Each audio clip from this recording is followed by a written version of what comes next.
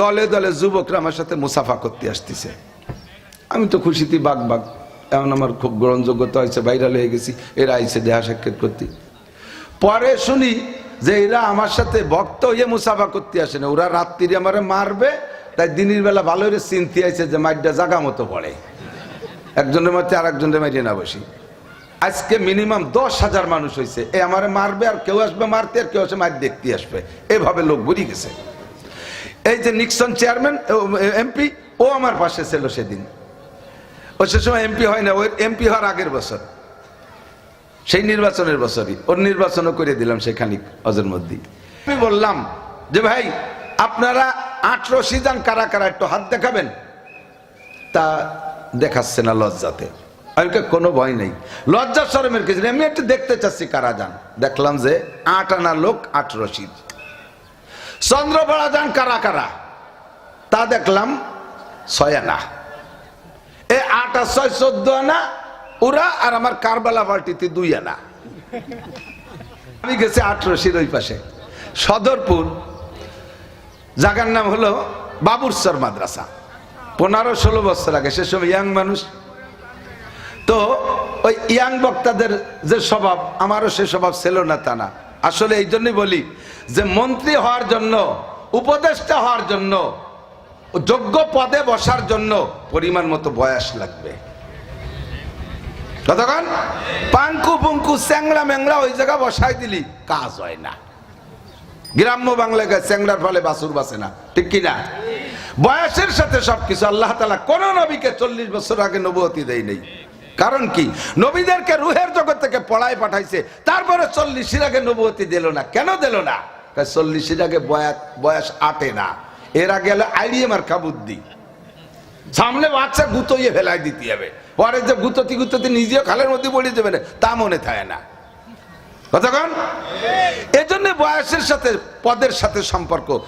ওই পদ দিতে হলে পরিমাণ মতো বয়সের আগে দিও না, তাহলে কাম হবে না, নষ্ট হয়ে যাবে। তা আমিও সেই বয়সের ইয়াং বয়স ওইভাবে একেবারে গুততি গুততি নিয়ে যেতাম। 18 চন্দ্রপাড়ারে সাইলি বেলাই দিতাম কইয়া, বুঝি রে। এই যে আবার কথা কয়ে না লোক নাইয়া, এই ভদ্র মায়ের সন্তানরা কথা বলো না, কথা বললে বুঝবো যে তোমার মাও বিয়াদব। যাও যাও কয়ে দিছি, যাবারও কয়ে বেড়াও। মারে বেশি শুনে না, তুমি শোনো শোনো। আমারও মনে নাই যে এই যে সেই জায়গায় মাত্র 4-5 কিলোমিটার পাশে হলো চন্দ্রপাড়া 18। পদ্মাশ্বর এবার মাহফিল করে দিনের বেলা এসে ঢুকছি মাদ্রাসায়, যত্ন করে গোসল টোসল করে নামাজ কালাম পড়ে খাওয়াই দাওয়াই যে আমার শোয়াচ্ছিছে, ঘুমিয়ে দিয়েছে। গোমেরতে উঠে দেখি দলে দলে যুবকরা আমার সাথে মুসাফা করতে আসতেছে। আমি তো খুশিতে বাগ বাগ, এমন আমার খুব গ্রহণযোগ্যতা হয়েছে, ভাইরাল হয়ে গেছি, এরা আইসে দেহা সাক্ষাৎ করতে। পরে শুনি যে এরা আমার সাথে ভক্ত হয়ে মুসাফা করতে আসে না, ওরা রাত্রি আমারে মারবে, তাই দিনের বেলা ভালো করে চিনতে আইছে যে মাইরটা জাগা মতো পড়ে, একজনের মধ্যে আর একজনের মাইরে না বসি। এই খবর যখন ছড়াই পড়ছে, তখন তো যুবক মানুষ, আমি গেছি একা, একটা আতঙ্ক তো স্বাভাবিক, খুব একটু মনটা দুর্বল হয়ে যাচ্ছে। এই খবর ছড়াই পড়লে তবলিগের কিছু সাথী আর সরমুনার কিছু সাথী আর কওমি মাদ্রাসা যারা ছিল সবাই চলে আসছে। আইসে আমারে হিম্মত দিচ্ছে, হুজুর যা পারেন বলবেন, ছেলে ফেলাই দেবেন, আজকে কারবালা হবে রাত্রি। একটু সাহস পেলাম। পরে চিন্তা করলাম রাত্রে ওয়াজের আগে যে কারবালা তো করব, কারবালা যদি করি, মারামারি যদি হয়, খুনোখুনি হয়ে যায়, একটা দুটো মরিয়ে যায়, তার মধ্যে আমারে তো মারবে, আমিও তো মরতে পারি, মরলি তো মরা হয়েই গেল। আর আমি বাইসেতে যদি আর দুটি একটা মরে, মার্ডার কেসের 1 নম্বর আসামি আমি হব। তাহলে কি করা যায়? আল্লাহর কাছে দোয়া কালাম করিয়া এই হেকমতি পাহলু অবলম্বন করে বয়ান শুরু করলাম। অন্য মাহফিলে এখানে গেছি, এরকম এই কয়জন মানুষ হয়। আজকে মিনিমাম 10,000 মানুষ হয়েছে, এ আমারে মারবে, আর কেউ আসবে মারতে, আর কেউ আসে মার দেখতে আসবে, এভাবে লোক ভরে গেছে। এই যে নিক্সন চেয়ারম্যান এমপি, ও আমার পাশে ছিল সেদিন। ও সে সময় এমপি হয় না, ওই এমপি হওয়ার আগের বছর, সেই নির্বাচনের বছরই ওর নির্বাচনও করে দিলাম সেখানে অজের মধ্যে। এরপরে বয়ান শুরু করলে ঘন্টাখানিক বয়ান করছি, লাস্টে বয়ানের ভিতর দিয়ে আলহামদুলিল্লাহ চলছে, কান্নাকাটির বয়ান সেদিন বেশি হয়ে গেছে শুরুতেই। শেষে যে আমি বললাম যে ভাই আপনারা 18 সিজন কারা কারা একটু হাত দেখাবেন, তা দেখাচ্ছে না লজ্জাতে।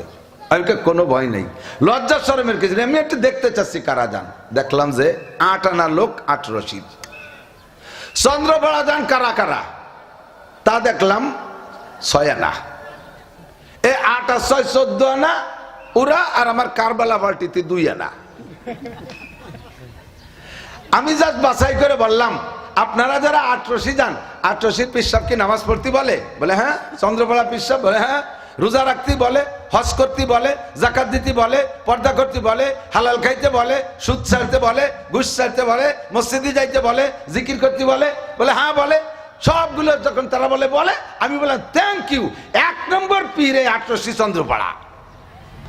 আমার কাছে মানুষে এদের সম্পর্কে খারাপ খবর পৌঁছায়, যার কারণে আমরা এদের বিপক্ষে কথা বলি। এটা তো ভালো পীর, নামাজ পড়তে বলে, রোজা রাখতে বলে, হজ করতে বলে, তবলিগির কথা বলে, এটা ভালো পীর।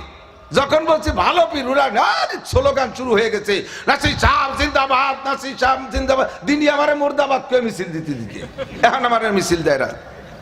আল্লাহ পাক রব্বুল আলামিন জান্নাতের বিশাল আশায় দুনিয়ার এই সাময়িক লসকে পিছে ফেলে আমাদেরকে দ্বীনি হিদায়াতি কথা বলা এবং শোনার জন্য আসার তৌফিক ইনায়াত করেছেন। শুকর আদায় করি আলহামদুলিল্লাহ। বাংলায় উচ্চারণের ভিতরে খুব একটা পার্থক্য করে উচ্চারণ করা হয় না। বাংলার উচ্চারণগুলো আমরা বলার সময় অনেক শব্দ, পাশাপাশি শব্দ একই ধরনের, উচ্চারণে একই রকম করি, লিখতে গেলে পার্থক্য করি। যেমন তন্মধ্যে একটা হলো দিন শব্দটা। দিন শব্দ আমরা উচ্চারণ করি, দিন বাংলায় 2 প্রকার লেখা যায়, দয় রস্বীকারে দি ন দিন, আর দয় বফলা দীর্ঘি ন দিন। তো উচ্চারণের ভিতরেও পার্থক্য আছে, আমরা সেটা করি না। লেখার সময় পার্থক্য করি, 2টার 2 তর্জমা।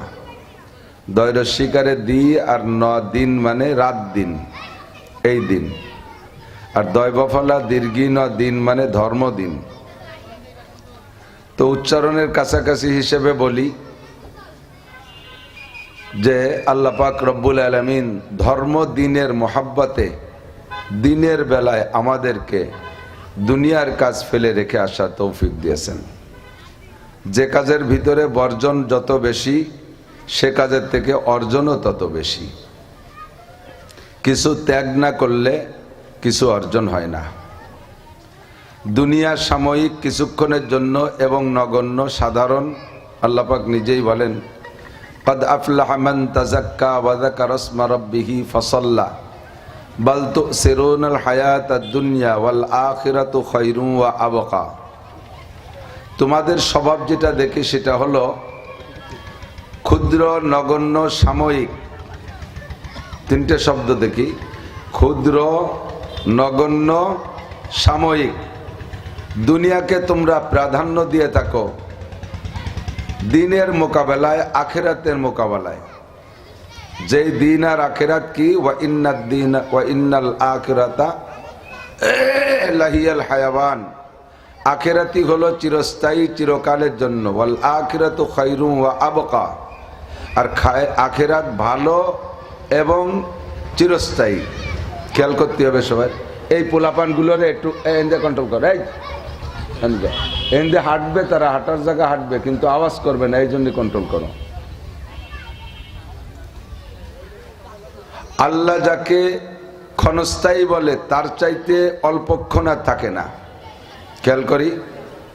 আর আল্লাহ যাকে স্থায়ী বলে, চিরস্থায়ী বলে, সেটা অবশ্যই চিরস্থায়ী। চিরস্থায়ীর কোনো সীমারেখা নেই। আল্লাহ যাকে কম বলে তার চেয়ে কম হতে পারে না। আল্লাহ যাকে মন্দ বলে তার চেয়ে মন্দ হতে পারে না। আল্লাহ যাকে ভালো বলে তার চেয়ে ভালো হতে পারে না। আল্লাহ যাকে বেশি বলে তার চেয়ে বেশি হতে পারে না। দুনিয়া সম্পর্কে আল্লাহ বলেন, আমাল হায়াতুদ দুনিয়া ইল্লা কালিল। দুনিয়ার জিন্দেগি কিচ্ছু নাই, একেবারে কম। আল্লাহ যাকে একেবারে কম বললেন, অবশ্যই তার নিচে আর কম কোয়ার জায়গা থাকে না। আর আখিরাত সম্পর্কে আল্লাহ বললেন, ওয়া ইন্নাদ দারাল আখিরাত লাহিয়াল হায়াওয়ান। আখিরাত হলো স্থায়ী এবং চিরস্থায়ী, ওইটাই হায়াত। তো তোমাদের স্বভাব দেখি বেশিরভাগ ক্ষুদ্র নগণ্য দুনিয়াকে প্রাধান্য দিয়ে আখিরাতের এই চিরস্থায়ী মহা সুখ শান্তি আরাম আয়েশকে তোমরা পিছিয়ে রাখো। এর সংখ্যাই দুনিয়ায় বেশি। সামান্য কিছু মানুষের মধ্যে আল্লাহ তাআলা দুনিয়ার মহব্বত কমাই দিয়ে আখিরাতের মহব্বত একটু দিয়ে দিনটা এখনো পর্যন্ত দুনিয়ায় ধরে রেখেছেন। আমরা শুকর আদায় করতে পারি গোপালগঞ্জ জেলা সদর ও শহরতলি এলাকার লক্ষ লক্ষ মানুষের মধ্য থেকে আল্লাহ পাক এই সামান্য অল্প কয়েকজন মানুষকে পছন্দ করে ভালোবেসে দিনের খাতিরে ডেকে নিয়ে আসছেন। এজন্য আমরা আর একবার শুকর আদায় করি আলহামদুলিল্লাহ। যদিও শীতকাল, রোদ্র মোটামুটি ভালো ক্লিয়ার পরিষ্কার রোদ, কুয়াশা নেই রাত্রের বেলা, আকাশ দিনের বেলা পরিষ্কার। রোদের গরমে কষ্ট হচ্ছে, আপনাদেরও হচ্ছে, আমাদেরও হচ্ছে। তো কিছুক্ষণ কষ্ট করলে আল্লাহ তাআলা এর ওসিলায় হাসরের মাঠে আমাদের মহা গরমের মধ্যে আল্লাহ একটা ছায়ার ব্যবস্থা করে দিতে পারেন। নবী পাক বলেন, সাবাতু ইউযিল্লুহুমুল্লাহু ফি জিল্লিহি ইয়াওমা লা জিল্লা ইল্লা জিল্লু। কিয়ামতের ময়দানে যে অবস্থা হবে সেটা তো কঠিন ভয়াবহ, বহুবার শুনেছেন।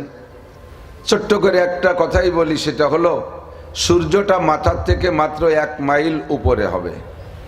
মাইলও বলে, মিলও বলে। মাইল বলে 1760 গজ, আর মিল বলে সুরমাদানির যে শলা আছে না, যেটা চোখে সুরমা লাগায় চিকন একটা শলা, ওটা তো আর 1760 গজ না, ওটা 1 আঙ্গুল সাইজ। এভাবে ধরলে 4 আঙ্গুল। তো 4 আঙ্গুল সাইজের একটা শলাকা পরিমাণ মাথার থেকে উপরে সূর্য থাকবে। সূর্যের এ পাশের চাইতে ওই পাশে পাওয়ার বেশি, উল্টিয়ে দেওয়া হবে সূর্যকে। তো এই সূর্যটা মাথার এত নিকটে থাকলে এর নিচে যারা থাকবে তাদের পরিস্থিতি কেমন হবে? সূর্যের তাপ, এখন শীতকাল, পাওয়ার কম, কত উপরে? 9,30,00,000 মাইল উপরে সূর্য, তার তাপে শীতকালে এর মধ্যে বসতে পারতেছি না। আর ময়দানে মাহশারে মাত্র 1 মিল সুরমাদানির 1 ডাটি পরিমাণ উপরে থাকবে, পরিস্থিতি কেমন হবে? মাথার মগজ টকবক করতে থাকবে, কানতে কানতে চোখের পানি শেষ হয়ে যাবে, চোখ দিয়ে রক্ত আসবে, রক্ত শেষ হয়ে যাবে, পুজ আসবে, পুজও শেষ হয়ে যাবে, কান্না শেষ হবে না। আর সূর্যের তাপে পায়ের নিচে জমিটা পুড়িয়ে একেবারে কর্মকারের দোকানের লাল পোড়া লোহা দেখেন না, এইরকম হয়ে যাবে। একদিকে সূর্যের তাপ, অপরদিকে নিচে দাঁড়ানো যাচ্ছে না গরমে, মানুষ ছটফট করবে, আবার মরেও যাবে না। এ জগৎটা এমন, ওটা তো আখিরাতের জগৎ, ওখানে মরামরি নাই, কেউ মরবে না। ছটফট করে চিৎকার মারবে আর বলবে, রব্বানা আখরিজনা মিনহা ফাইন শি'তা আদখিলনাল জান্নাতা ওয়া ইন শি'তা আদখিলনান নার। রব্বুল আলামিন, তোমার মনে চাইলে জান্নাতে দাও, মনে চাইলে জাহান্নামে দাও। আখরিজনা মিনহা, এই জমিন থেকে আমাদেরকে বের করো, এ জায়গা সহ্য হয় না। পরিস্থিতিটা এমন হবে, এত ভয়াবহ হবে, আল্লাহ পাক ওই ভয়াবহতার কথা বলেন, ওয়াতাদাউ কুল্লু যাতি হামলিন হামলাহা ওয়া তারান নাসা সুকারা ওয়া মা হুম বিসুকারা ওয়ালাকিন্না আযাবাল্লাহি শাদীদ। মানুষকে ওই সময় যদি অপ্রাপ্ত গর্ভবতী মহিলাটাকে 3 মাস 4 মাস 5 মাসের গর্ভবতী মহিলা, যাদের বাচ্চা ডেলিভারির সময় হয় নাই, এমন মহিলাও যদি সেখানে উপস্থিত থাকতো, তাহলে এই অকালে তাদের বাচ্চা পড়ে যেত এই মহা বিপদে। আর মানুষকে দেখবা মদ খা মানুষের মতো, মদ খা নিশাখোর মানুষ তো 2-1 চোখের জীবনে হয়তো দেখে থাকতে পারেন, কেমন যেন একটা ভাব, এরকম কেমন যেন একটা ভাব। অথচ আল্লাহ বলে ওমা হুম বিসুকারা, ও জায়গায় কোনো মদ খাওয়া খাই নাই, মদ খাওয়া ছাড়াই মাতাল হয়ে ঘুরে বেড়াবে। এ কারণ কি? ওয়ালাকিন্না আযাবাল্লাহি শাদীদ। হাসরের মাঠটাই একটা মহা আযাবের জায়গা। এ মুহূর্তে কোনো ছায়ার ব্যবস্থা নাই, ইল্লা জিল্লুহু, একমাত্র আল্লাহর ছায়া ছাড়া। ইল্লা জিল্লুহুর তাশরিহে লেখে যে এটা হবে আরশে আজিমের ছায়া। এই আরশে আজিমের ছায়া ব্যতীত একটা কোনো গাছও নাই যে তার নিচে একটু মাথা গুজবেন, কোথাও কোনো ছায়া নাই। একটা কদু গাছের জাইঙ্গলিও নাই, আইঙ্গিও নাই যে তার তলে যে একটু মাথা ঠাই দেবেন। এখানে উপায় একমাত্র আরশে আজিমের ছায়া। ওখানে 7 গুণের মানুষ জায়গা পাবে। কয় গুণ? 7 গুণের মানুষ জায়গা পাবে। আশা করি আল্লাহ তাআলা সে 7 গুণের মধ্যে আমাদেরকে অন্তর্ভুক্ত করে নেবে বলি আমিন। তো কিছুক্ষণের কষ্ট সহ্য করলে আর সে আজিমের এই ছায়াটা আল্লাহ আমাদেরকে নসিব করতে পারে, এই জন্য একটু ধৈর্যের সাথে বসা। আমাদের প্রাণপ্রিয়, আমাদের থানাপাড়া মসজিদের ইমাম সাহেব হযরত মাওলানা শিবলি নোমান, আমাদের অত্যন্ত প্রিয়, আমাদের গোপালগঞ্জের গৌরব, অনেক জায়গা বয়ান করে। দেশি মানুষ স্বাভাবিক নিয়ম হলো ঘর কি মুরগি ডাল বরাবর, বাড়ির মুরগি ডাইল ডাইল বাপ, পাশের বাড়িতে একটু যদি ডাইলও দেয় তা মুরগির মতো মহব্বত করে খায়। আর বাড়ি ডেলি মুরগি রান্না করলে ও ডাইল ডাল বাপ, বাড়ি একটা গরজ হয় না খাতি। পাশে এক জায়গায় নিয়ে দেন গে শিবলি নোমানি সাহেবের পার জুতো, ভালো ভালো মানুষের টানাটানি হরে। আর বাড়ির পর তাই দিনের বেলা অল্প একটু সময় পাইছে, তবে আমি সব সময় তার কথা শুনি, অনেক সময় তার বয়ান থেকে আমি বয়ান শিখি। ভালো আলেম, ভালো হাফেজ, একেবারে সুন্দর করে পরিষ্কার ভাষায় যে কথাগুলো বলে, শোনার মতো, বোঝার মতো, তার কথার মধ্যে কোনো জড়তা নেই। যে কয়টা কথা বলেছে পবিত্রতা, পরিচ্ছন্নতা এবং জবানের হেফাজত নিয়ে আল্লাহ তাআলা এই কথাগুলো আমাদের আমল করার তৌফিক দান করে, সবাই বলি আমিন। পরবর্তীতে আমার পরে আমাদের বহিরাগত ওলামায়ে কেরাম আসবে, ধারাবাহিক বয়ান হবে ইনশাআল্লাহ। মাঝখানে আমি ছোট্ট দুই একটা কথা বলবো ইনশাআল্লাহ। আল্লাহ পাক রব্বুল আলামিন দাওয়াতের জন্য, বয়ানের জন্য 2.5 থেকে 3 লক্ষ রুহুকে রুহের জগৎ থেকে বাছাই করে নিয়ে আলাদা একটা ক্লাসরুমে বসাইয়া আল্লাহ তাআলা তাদেরকে পড়াইছেন, প্রশিক্ষণ দিয়েছেন।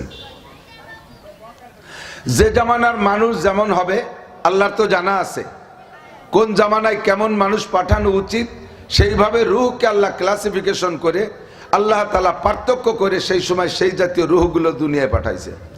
আর যে জামানার রুহের যে যোগ্যতা, ওই যোগ্যতা মাপে আল্লাহ তাআলা ওই জামানার রুহগুলোকে দুনিয়ায় আসার পরে মানুষ হয়ে গেছে, এই মানুষগুলোকে ডিরেকশন দেওয়ার জন্য, পরিচালনার জন্য, রাহবারি করার জন্য আল্লাহ তাআলা সমযোগ্যতার নবী পাঠাইছেন। যেমন ক্লাস 1 পড়বে যারা, তাদের জন্য যেমন শিক্ষকের দরকার, স্কুলে সে জাতীয় শিক্ষক ব্যবহার করা হয়। হাই স্কুলে গেলে ছাত্র যোগ্যতা আর একটু বেড়ে যায়, তাদের জন্য আর একটু যোগ্য শিক্ষকের ব্যবস্থা করা লাগে, বইও একটু কঠিন হয়। কলেজে গেলে এবার তাদের যোগ্যতা আরো বেড়ে যায়, যার কারণে তাদের জন্য শিক্ষকও এরকম যোগ্য তৈরি করা লাগে, বইও সেরকম একটু কঠিন বানানো লাগে। বিশ্ববিদ্যালয়ে গেলে ছাত্র যোগ্যতা আরো বেড়ে যায়, তাদের জন্য আরো যোগ্য ডক্টর সাইজের শিক্ষকের ব্যবস্থা করা লাগে। এভাবে বইও তাদের জন্য কঠিন হতে থাকে। আদম আলাইহিস সালাম থেকে নিয়ে নূহ আলাইহিস সালাতু ওয়াস সালাম পর্যন্ত ধরে নেওয়া হয়, এটা হলো পাতাড়িওয়ানের ক্লাস। মুরব্বীরা জানেন মনে হয় পাতাড়িওয়ান, আমাকে গোপালগঞ্জে ভাষা তো পাতাড়িওয়ান নাকি ভুলে গেছেন গোপালগঞ্জে এসে। তাল পাতার পাটিতে বসতাম আর তাল পাতায় লিখতাম, মনে আছে নাকি? দত বইরে কালি কুনসির কলম, বাড়িতে যাওয়ার সময় সাদা জামার কাপড় পরে বাড়িতে যেতাম, বিকেলবেলা আসলে মা চেনতো না যে যেটারে পাঠালাম সেইটা না আর একটা। এই কালি দিয়ে লেখতি নাক মুখ গা গত জামা টামা সব কালি কালি হয়ে যেত। ক্লাসের নাম ছিল পাতাড়িওয়ান। বই ছিল হয়তো প্রথম বইও ছিল না, থাকলে একখান আদর্শ লিপি, এর একখান ছোট বই ছিল। আমিও পাতাড়িওয়ানে পড়ছি। পরে কিছুদিন পরে 1 বছরে পাতাড়িওয়ানে ভর্তি যোগ্যতা একটু বাড়িয়ে গেলে পরে খাতা ধরাতো, মনে আছে নাকি? খই নিয়ে যেতাম গুড় দিয়ে মাহাইয়া, তারপরে খই খাই হয়ে খাতা ধরাইয়া বেঞ্চ যেত, একখান বেঞ্চ, এর নাম হলো ক্লাসে ওটা খাতা ধরানো। এই খাতা ধরানো ক্লাসে 1-এর নাম ছোট 1, তারপরে ক্লাসের নাম বড় 1। যোগ্যতা বাড়ে আর স্যারও পাল্টে যায়। এরপরে 1 বছর পরে পরীক্ষা দিয়ে 2তে উঠতাম, এরপরে মোটামুটি লাইনে এসে গেলাম প্রাইমারি পর্যন্ত, তারপরে অন্য শিক্ষকরা। সেখান থেকে পাশ করে হাই স্কুলে ঢুকলাম। এবার হাই স্কুলে যাওয়ার পরে প্রাইমারির বই আর তৃপ্তি হয় না, ও তো ভরছি, ওর কি বলে, এবার কঠিন বই, শিক্ষকও যোগ্য, ঠিক না? এভাবে পাল্টাতে উপর পর্যন্ত যাইয়া বই পুস্তক আর উস্তাদের যোগ্যতা বেড়ে যায়। সেম আদম আলাইহিস সালাম থেকে নূহ আলাইহিস সালাম পর্যন্ত পাতাড়িওয়ানের ক্লাস, অত কঠিন মাসালা ছিল না। কুলু লা ইলাহা ইল্লাল্লাহ, লা ইলাহা ইল্লাল্লাহ, আদামু সফিউল্লাহ, এই কলেমার জিকিরের মোটা 2-1টা কথা, ছোট তো নাবালেগ। এমনি বলে গোটা মানব জাতিকে 3 ভাবে, মানব জীবনকে 3 ভাগে ভাগ করা হয়: তুফুলিয়াত, শাবাবাত, শুয়খুকাত। শিশুকাল, যৌবনকাল, বার্ধক্য। আদম আলাইহিস সালাম থেকে নূহ আলাইহিস সালাম পর্যন্ত শিশুকাল। শিশুদের যেমন দাড়ি মোছ হয় না, শিশুদের দাড়ি মোছ হয় নাকি? পাকা তো দূরের কথা, দাড়ি মোছ হয়ই না। আদম আলাইহিস সালাম থেকে নিয়া নূহ আলাইহিস সালাতু ওয়াস সালাম পর্যন্ত হায়াতুল হায়াওয়ানের মধ্যে লেখে ওই সময় মানুষ বয়স পাইতো অনেক, কিন্তু মোছ দাড়ি গজাতো না। আনুষঙ্গিক আরো যে লোমজম আছে এগুলো হতো না। এটা শিশুকাল তো, 1000 বছর হায়াত পালিও মোছ হবে না, দাড়ি হবে না। যেহেতু তারা শিশু, তাদের মাসালাও শিশু মাসলা, নাবালেগের মাসলা। সর্বপ্রথম নূহ আলাইহিস সালাতু ওয়াস সালামের সময় থেকে দাড়ি মোছ গজানো শুরু হয়েছে। আর দাড়ি মোছ গজায় তো সাবালেগ হলে, এটা কয় জোয়ান কাল। এই জন্য বলা হয় নূহ আলাইহিস সালাম থেকে নিয়ে ইব্রাহিম আলাইহিস সালাম পর্যন্ত 2000 বছর টাইম। এই 2000 বছরের টাইমটার নাম হলো শাবাবাত, জোয়ান কাল। মানুষের চুল দাড়ি হইতো, মোস্টস হইতো, কিন্তু পাকতো না। 1000 বছর হায়াত পাইছে কিন্তু পাকে না। সর্বপ্রথম হযরত ইব্রাহিম আলাইহিস সালামের চুল পাকছে, কয় ওয়াস্তাআলা রাসু শাইবা। আল্লাহ আমাদের চুল পাইকে ভক পকে সাদা হয়ে গেল, বুড়ো কাল, 98 বছর বয়স। আর তুমি সিগন্যাল দিলে আমার এই বুড়ো কালে একটা ছেলে হবে, এ তো সব কিছু ডিলে ডালাই যে কি রে কি দেখি হবে না। আল্লাহ কয় এটা তোমার ব্যাপার না, সেটা আমি জানি কিভাবে হবে। সুন্দর একটা ছেলে ইসমাইল আলাইহিস সালামকে দিয়ে দিলেন আল্লাহ তাআলা। তো বাহরহাল ইব্রাহিম আলাইহিস সালাম থেকে চুল পাকা শুরু হয়েছে। সেই থেকে নিয়ে কিয়ামত পর্যন্ত হলো বার্ধক্য চলে, যার কারণে চুল পাকার জন্য কোনো বয়স লাগে না। 10 বছরে ফুলার দিয়ে এই বেঁচে পাইয়ে সাদা হয়ে গেছে। 8-9 বছরে ফুলা পান পায়খানার দরজা খুঁজে পায় না, চশমা ছাড়া বুড়ো হয়ে গেছে। কথা কন না কেন? এটা হলো বার্ধক্য। শরিয়াতে ভাবে বড় হইতে তালে আছে। তো নূহ আলাইহিস সালাম পর্যন্ত সহজ মাসালা। নবী ইব্রাহিম, আদম আলাইহিস সালাম, মাঝে আরো কয়েকজন সাধারণ নবী গেছে, ইদ্রিস আলাইহিস সালাম, শীস আলাইহিস সালাম, মাহলাইল আলাইহিস সালাম। এরপরে নূহ আলাইহিস সালামের সময় এসে উম্মতের যোগ্যতা একটু বাড়ছে। নবী দিছে আল্লাহ তাআলা হাই স্কুলের শিক্ষক হযরত নূহ আলাইহিস সালামকে, কিতাবও একটু শক্ত করে দিয়েছে। আস্তে আস্তে ইব্রাহিম আলাইহিস সালাম পর্যন্ত ওই কিতাব চলছে। ছাত্রর যোগ্যতা আরো বেড়ে গেছে। ছাত্রর নাম কি? আন্তর্জাতিক খ্যাতি সম্পন্ন ধামড়া মিস্টার নমরুদ। এর আগের বই পড়াইয়া ও তৃপ্তি পায় না, এজন্য আগের উস্তাদ দোষ ও মানতি রাজি না। আল্লাহ তাআলা কায়দা মতো উস্তাদ একজন দেশে ইব্রাহিম আলাইহিস সালাম, আর কিতাবও সেরকম কঠিন একখান দিয়ে দিছে, ভরিয়ে কা দিছি কিলা কলেজে উঠছো, কলেজের বই। আস্তে আস্তে হযরত মুসা আলাইহিস সালাম পর্যন্ত আসছে। এবার ছাত্রের যোগ্যতা আরো বেড়ে গেছে। ছাত্রের নাম মিস্টার ফিরাউন, মিস্টার কারুন, মিস্টার হামান। এদেরকে ওই নিচের বই পড়ায় কাজ হবে না, আগের উস্তাদ তার তৃপ্তি হবে না। আল্লাহ তাআলা জাইদ্রিল নবী, জাইদ্রিল শিক্ষক পাঠাই দিয়েছে একেবারে লাইঠিয়েল উস্তাদ হযরত মুসা আলাইহিস সালাতু ওয়াস সালামকে, যার এক থাপ্পড় খালি মরে যায় মানুষ। ফিরাউনের বাবরসিরি একটা চর দিছে, পড়ে মরে গেছে। আজরাইল আলাইহিস সালাম সামনে এসে কয়, ইয়া মুসা জিতুকা লিয়ান আখুযা রূহাক। মুসা, আমি তোমার জান নিতে আসছি। ফাজারাবা আলা আইনিহি, সাথে সাথে আজরাইলের চোখে বক্সিনেরটা মারি দিয়েছে, চোখেটা কানাই গেছে। বুখারী শরীফের হাদিস, বানানো গল্প না। তো এই মিজাজি উস্তাদ, কারণ ছাত্রকে এখন তো ফিরাউন বিশ্ব বদমায়েশ, যোগ্যতা বেশি, উস্তাদও সেরকম। কিতাবও দেশে কায়দা মতো একখান 1000 পারা 10 লক্ষ আয়াত তৌরাতে পড়িয়ে কা। ঈসা আলাইহিস সালাম পর্যন্ত চলছে, চলতে চলতে দাউদ আলাইহিস সালাম পর্যন্ত। দাউদ আলাইহিস সালামের সময় এসে ছাত্র যোগ্যতা আরো বেড়ে গেছে। আল্লাহ তাআলা নবী পাঠিয়েছে দাউদ আলাইহিস সালামকে, যে জামানার মানুষ সুরের ভক্ত, সুরের ভক্ত, বিভিন্ন প্রকার গান বাজনা সুর শুনে তারা কায়িত হয়ে পড়ে। আল্লাহ তাআলা কা দুনিয়ার সব সুরকে পিছে ফেলাই দিয়া একটা সুর পাঠিয়ে দিলাম, দাউদ নবীর সুর, যে জবুর কিতাব পড়বে, গাছপালা ঝুঁকে পড়বে, পাহাড় পর্বত ঝুঁকে পড়বে, সাগরের মাছ আগায় চলে আসবে, উড়ন্ত পাখি দাঁড়িয়ে যাবে, জঙ্গলের প্রাণী চলে আসবে। এমন একটা কণ্ঠ দিয়ে আল্লাহ তাআলা পাঠিয়েছে, কিতাব হতেছে জবুর কিতাব। ছাত্রের যোগ্যতা বাড়তে বাড়তে আইসা আরো বেড়ে গেছে। এখন আগের কিতাব চলবে না, আগের নবীর কথাও খায় না। আল্লাহ তাআলা আলাদা উস্তাদ পাঠাই দিয়েছে ঈসা আলাইহিস সালাতু ওয়াস সালামকে, কিতাব দিয়েছে ইনজিল। বাস পড়ো। পড়তে পড়তে পড়তে পড়তে আইসা 570 বছর পরে আইসে দেখে এই আগের কিতাবে এই ছাত্রদের চাহিদা পূরণ করতে পারতেছে না। ছাত্রর নাম মিস্টার আবু জাহেল, আবু লাহাব, উতবা, সাইবা, ওলীদ ইবনে মুগিরা, আবু সুফিয়ান, ওমর, এইরকম তাগড়া তাগড়া বিশ্ববিখ্যাত। এদেরকে এই পণ্ডিতকে ওই আগের বই দিয়ে হবে না। আল্লাহ তাআলা উস্তাদ দেশে বিশ্বনবী মুহাম্মদুর রাসূলুল্লাহ সাল্লাল্লাহু আলাইহি ওয়াসাল্লামকে, আর কিতাব দেশে আল কোরআন। জোরে বলেন আলহামদুলিল্লাহ। আগের সব কিতাব পরিবর্তনযোগ্য, আর এ কিতাব পরিবর্তনযোগ্য না। লা তাবদীলা লিকালিমাতিল্লাহ, পরিবর্তন হবে না। নবী পাকের কাছে কিতাব দিয়ে আল্লাহ তাআলা হুকুম করলেন, ইয়া আইয়ুহার রাসূল, হে আমার রাসূল, বাল্লিগ, তুমি তাবলীগ করো। উলামায়ে কিরাম স্টেজ ভরা, শুনে দেখেন বিকল্প কোন তরজমা আছে নাকি। বাবে তাফঈলের আমরে সিগা, আদেশ সূচক শব্দ। বাল্লিগ, তাবলীগ করো। নবী পাককে অর্ডার করেছেন কে? একটু বলি না কে?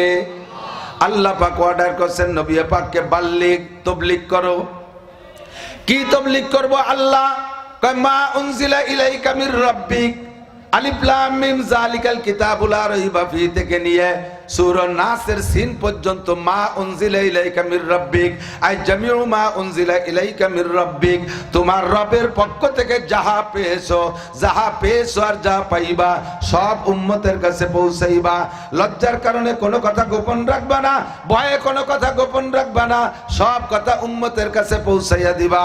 ফা ইল্লাম তাফআল, যদি কোনো কারণবশত, কোনো কারণকে তোমার বুদ্ধিমতে এই কারণে কথাটা বলা যাবে না, এই কারণে এই কথাটা বলা যাবে না, এমন কোন কারণ তুমি নিজে আবিষ্কার করে কোন কথাকে গোপন রাখো, উম্মতের কাছে পৌঁছাইয়া না দাও, তাহলে কিয়ামতে আমার কাঠগড়ায় তোমাকেও দাঁড়াইতে হবে। তুমি আমার যত বলো ক্লোজ ফ্রেন্ড আর নিকটতম বন্ধু হও না কেন, রেহাই হবে না, আমার সামনে জবাব দেয়া লাগবে। ফা ইল্লাম তাফআল ফামা বাল্লাগতা রিসালাতা, প্রমাণিত হবে তুমি তোমার নবুয়তের দায়িত্ব সঠিকভাবে পালন করো নাই। তবে তুমি জেনে নাও, আল হক মুররুন, হক কথা সব দিন একটু তিক্ত হয়। কথা বলেন, হক কথা একটু তিক্ত হয়। হক কথা বললে একটু অনেকের গায়ে লাগবে। যখন তুমি হক কথা বলবা, তোমার পর নির্যাতন আসবে, গায়ে মায়ের আসতে পারে, তোমার ভিটে বাড়ি ছাড়া লাগতে পারে। তবে তুমি নিশ্চিত থাকো, আল্লাহু ইয়াসিমুকা মিনান নাস, তোমাকে জীবনের তরে শেষ করে দিতে পারবে না। কিছুক্ষণ কষ্ট দেবে, এটা তোমাকে মেনে নিতে হবে। কিছুক্ষণ কষ্ট দেবে, এটা মেনে নিতে হবে। তবে জীবনের তরে শেষ করে দিতে পারবে না। তোমাকে হেফাজত করবে তোমার আল্লাহ। 2.5 থেকে 3 লক্ষ নবী রাসূলের সম্মিলিত, 2.5-3 লক্ষ নবী রাসূলকে তাদের জামানার কাফেররা যে পরিমাণ নির্যাতন করেছে, সম্পূর্ণ নির্যাতনকে একত্রিত করলে যদি হয় 900 গ্রাম, তাহলে আমার নবীর একার উপরে যে নির্যাতন গেছে তা হবে 1 মণ। 1 কেজিও না, 1 মণ। তারপরও আমার নবীকে শেষ করতে পারে নাই, বাঁচাইছে কে? নবী পাক এবার জানতে চাইলেন, আল্লাহ তাবলীগ করব, সিস্টেম কি? কথা বুঝেন। আল্লাহ পাক বললেন, তাবলীগের প্রারম্ভ হোক, ওয়া আনজির আশিরাতাকাল আকরাবিন, আগে তাবলীগ করবা নিজের প্রতিবেশীদের ভিতরে, দূরে পরে যাও। আগে গোপালগঞ্জের মধ্যে ওয়াজ করো মাওলানা শিবলি, মাওলানা নাসির, আগে গোপালগঞ্জে ওয়াজ করো। আনজির আশিরাতাকাল আকরাবিন, তোমার নিকটতমদের ভিতরে আগে ওয়াজ করো। আল্লাহ রাব্বুল আলামিন নিকটতমদের মধ্যে ওয়াজ করব। কত দূর? কয় একেবারে বাড়ির মধ্যে দিয়ে শুরু করো। নবুয়তি পার পরে, নবুয়তি জানেন মাত্র খাদিজা রাদিয়াল্লাহু তাআলা আনহা আর হযরত আবু বকর সিদ্দিক। হুজুরের মেয়েদেরকে এখনো জানান নাই, মাত্র এই 2 জনেই জানে। ঘরের মধ্যে তাবলীগ সীমাবদ্ধ, বাহিরে আর কোনো লোকজন কেউ জানে না। আল্লাহ পাকের অর্ডার পাইয়া নবী পাক কওমের ভিতরে, ওনার কওমই তো তৎকালীন বিশ্বের শীর্ষ কওম, বিশেষ করে আরবের ভিতরে কুরাইশ বংশ। এই কুরাইশ হাশেমি, এদেরকে নিয়ে হুজুর আলাইহিস সালাতু ওয়াস সালাম বসবেন। এবার জানতে চাইলেন, আল্লাহ পদ্ধতি কি হবে? শুরু তো করবো বাড়ির থেকে, পদ্ধতি কি হবে? আল্লাহ পাক বলেন, উদু ইলা সাবিলি রাব্বিকা বিল হিকমা ওয়াল মাউইজাতিল হাসানাহ। ওলামায়ে কিরাম, তোলাবায়ে আযম খেয়াল করবেন, আলোচনা করার জন্য আপনাদেরকে খেলাফতি দিচ্ছি। হঠাৎ করে শুনবে একদিন আমার মৃত্যু খবর, কেঁদে কেঁদে আসবে সবাই দিতে শুধু খবর। সদর সাহেব চলে গেছে, নানুপুরি হুজুর চলে গেছে, যশোরের হুজুর চলে গেছে, আলী হাসান সাহেব নাই, সেনাটির হুজুর নাই, সুটপার হুজুর নাই, আব্দুল ওহাব সাহেব নাই, ওমর আহমদ সাহেব নাই, রুহুল আমিন সাহেব নাই। এখন আমরা মাঠে আছি, একদিন আমরাও থাকবো না, চেয়ারটারে খালি রাখা যাবে না, পরবর্তীতে এখানে লোক আসতে হবে। এখন শিক্ষা দীক্ষার যুগ, দৈনন্দিন মানুষ বেরেন নিয়ে শ্রোতা আসে, ব্রেনি শ্রোতারা আসে, তাদেরকে দেওয়ার মতো বোঝানোর মতো সলিকা আর যোগ্যতা অর্জন করে আসতে হবে। এই জন্য তালবি আলিমরা ঘোরাঘুরি করবা না, সব বক্তার বয়ান শুনবা। দাওয়াত তাবলীগের অর্ডার দিয়ে আল্লাহ বলেন উদউ ইলা সাবিলি রাব্বিকা বিল হিকমা, তুমি কৌশলে মানুষকে দিনের দিকে ডাকো। নিউ নিউ বক্তারা খেয়াল রাখবেন, ভালো করে খেয়াল রাখবেন। নতুন নতুন বক্তারা স্টেজে আইসেই গাছে উঠার আগে এক কান ফেলাই দেয়। আমাকে ওই বসে একজন ডাঙ্গা 11টা 12টার দিকে গরম ঠেকতেছে, ছেলেরে কইছে বাবা এক কান ডাব কাটিয়ে পাড়িয়ে নিয়ে দিই, দুটি ডাব পাড়িয়ে নিয়ে দিই। উনি ঘরে বসে ছেলেরে ডাব পাড়তি পাঠাইছে। তো একটা বাপের তো একটা হিসেব আছে যে গাছে ওঠা শুরু হলে কটটুকি যাই ডাব পাড়তে পারে। তো উনি ঘরে বসে থাকা অবস্থায় হঠাৎ করে একটা শব্দ হলো, ড্যাপ করে। উনি বসছে, এই যে গাছের উপরের থেকে পৌঁছানো পর্যন্ত শব্দ না, ও ছেলে গাছের মাঝখানেতে পড়িয়ে গেছে স্লিপ করিয়া। তো বাপে কবিটা গাছে ওঠার আগেই একখান ফেলাই দিলি, পড়িয়ে গেছে ছেলে। নারকেল পড়ে নাই, ডাব পড়ে নাই, অর্ধেক পর্যন্ত পড়ে গেছে, গাছে ওঠার আগে একখান ফেলাই দিলি। স্টেজে আইসেই একখান ফেলাই দেয়। এত তাড়াতাড়ি কান ফেলানো যাবে না। গাছে ওঠো, চেক করো কোনটা খাওয়া যাবে না যাবে, হিসাব মিলাও, তারপরে ফেলাও। কতক্ষণ আল্লাহ শিখাইতেছে ওয়াজ, গাছে ওঠার আগে এক কান ফেলাই দিও না। জায়গা বুঝে, সময় বুঝে, প্রেক্ষাপট বুঝে তারপরে কথা বলার সিস্টেম আল্লাহ হুকুম করেছেন। উদউ ইলা সাবিলি রাব্বিকা বিল হিকমা, কৌশলে মানুষকে দিনের দিকে ডাকো। চলমান দাওয়াত তাবলীগের ভিতরে দেখেন এই এতাতি গ্রুপ, ওটা গাছে উঠার আগে এক কান ফেলাই দিচ্ছে। গাছে উঠার আগে এক কান ফেলাই দিচ্ছে, তাহলে আর ডাব রুজিতি হবে না। মিস হয়ে গেছো, কাকরাইল থেকে বাদ গেছো। মিস হয়ে গেছো, কাকরাইল থেকে বাদ গেছো, তাবলীগের উসুল খিলাফ করেছো, ইনশাআল্লাহ ইস্তেমার মাঠ থেকে বাদ হয়ে যাবা। কথা বলে, কাকরাইল থেকে বাদ, ইস্তেমার মাঠ থেকে বাদ, আন্তর্জাতিক ময়দান থেকে বাদ হয়ে যাবি। গাছে উঠার আগে এক কান ফেলাই দিছিস, হিকমতি পাহলু বাদ দিছিস। উদউ ইলা সাবিলি রাব্বিকা বিল হিকমা, কৌশল করে ডাকো, কৌশল করে ডাকো। কৌশলে হাতিও মুরিদ করা যায়, অনকৌশলে মশাও ধরা যায় না। কতক্ষণ জীবনে কেউ কইতে পারবেন গোপালগঞ্জ তো মশার অভাব নাই? সুস্থ শরীরে একটা মশা ধরছেন, কোনো ভঙ্গু ভাঙ্গা খোড়াকানা ওই নেই, পারছেন কোনোদিন? মশা ধরতে গেলে হয় ডেনা খুলবে, নয় পাও পড়ে যাবে, নয় মাথা ছিঁড়ে যাবে, একটা কিছু হবেই হবে। অনকৌশলে মশাও ধরা যায় না। আর কৌশল করে খেদা বানাইয়া কলা গাছ দিয়ে কায়দা যে পাহাড়ি হাতিগুলো ধরিয়ে কেসা মুরিদ বানাই বেলায় দেয়। 4 আঙ্গুল বান্দর হাতির ভিটি উঠিয়ে লাঠি যে বাড়িও আর ডানি যা ডানি যায়, বামে যা বামে যায়, কেলা গাছ উঠছো ছেড়, এটা ছেড়, কেটরাক পড়ে গেছে টাইনি উঠো, যা কয় তাই শোনে, না শুনলে বাড়িও দেয়, মায়ের খাইয়ে আবার কথা কয় না। কিরা কারে মারে কোন তো? একটুক একটা বান্দর হাতির মাথার বার বইছে, তারে বাড়ি হয়। হাতি যদি ওইতে ধরিয়ে নিয়ে পাতলে ফেলায় পাড়া দেয়, একেবারে ফুটবলের মতো ফাইটে যাবে না? কিন্তু এমন মুরিদ বানাইছে কৌশল করিয়ে যে হাতিতে তারে মারে না, মার খায়। এটা হবে সিস্টেম, এটা হবে। আমি গেছি 18 ওই পাশে সদরপুর, জায়গার নাম হলো বাবুরসর মাদ্রাসা। 15-16 বছর আগে, সে সময় ইয়াং মানুষ তো, ওই ইয়াং বক্তাদের যে স্বভাব, আমারও সে স্বভাব ছিল না তা না। আসলে এই জন্যই বলি যে মন্ত্রী হওয়ার জন্য, উপদেষ্টা হওয়ার জন্য, যোগ্য পদে বসার জন্য পরিমাণ মতো বয়স লাগবে। কতক্ষণ পাঙ্কু পুঙ্কু চ্যাংড়া ম্যাংড়া ওই জায়গা বসাই দিলি কাজ হয় না। গ্রাম্য বাংলায় চ্যাংড়ার ফলে বাছুর বাঁচে না, ঠিক কিনা? বয়সের সাথে সবকিছু। আল্লাহ তাআলা কোন নবীকে 40 বছর আগে নবুয়তি দেয় নাই। কারণ কি? নবীদেরকে রুহের জগৎ থেকে পড়ায় পাঠাইছে, তারপরে 40-এর আগে নবুয়তি দিল না। কেন দিল না? 40-এর আগে বয়স আটে না। এর আগে হলে আইডিয়ে মার্কা বুদ্ধি, সামনে বাচ্চা গুতইয়ে ফেলাই দিতে হবে, পরে যে গুততি গুততি নিজেও খালের মধ্যে পড়ে যাবে না, তা মনে থাকে না। কতক্ষণ? এই জন্য বয়সের সাথে পদের সাথে সম্পর্ক। ওই পদ দিতে হলে পরিমাণ মতো বয়সের আগে দিও না, তাহলে কাম হবে না, নষ্ট হয়ে যাবে। তা আমিও সেই বয়সের ইয়াং বয়স ওইভাবে একেবারে গুততি গুততি নিয়ে যেতাম। 18 চন্দ্রভাড়ারে সাইলি বেলায় দিতাম কইয়া, বুঝি না। এই যে আবার কথা কয় এনে লোক নাইয়া এই ভদ্র মায়ের সন্তানরা কথা বলো না, কথা বললে বুঝবো যে তোমার মাও বিয়াদব। যাও যাও কয়ে দিছি, এবার যাবারও কয়ে বেড়াবে। মারে বেশি শুনে না, তুমি শোনো শোনো। আমারও মনে নাই যে এই যে সেই জায়গা, এর মাত্র 4-5 কিলোমিটার পাশে হলো চন্দ্রপাড়া 88। পদ্মাশ্বর এবার মাহফিল করে দিনের বেলা আইসে ওখানে ঢুকছি মাদ্রাসায়, যত্ন করে গোসল টোসল করে নামাজ কালাম পড়ে খাওয়াই দাওয়াই যে আমার শোয়াচ্ছিছে, ঘুমিয়ে দিছে।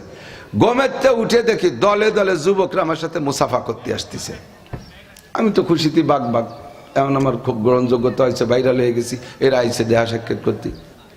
পরে শুনি যে এরা আমার সাথে ভক্ত হয়ে মুসাফা করতে আসে না, ওরা রাত্রি আমার মারবে, তাই দিনের বেলা ভালো করে চিনতে আইছে যে মাইডটা জাগা মতো পড়ে, একজনের মধ্যে আর একজনের মাইরে না বসি।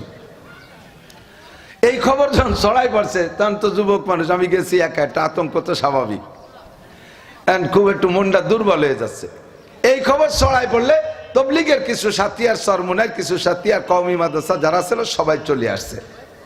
আইসে আমারে হিম্মত দিচ্ছে, হুজুর যা পারেন বলবেন, ছেলে ফেলাই দেবেন, আজকে কারবালা হবে রাত্রি।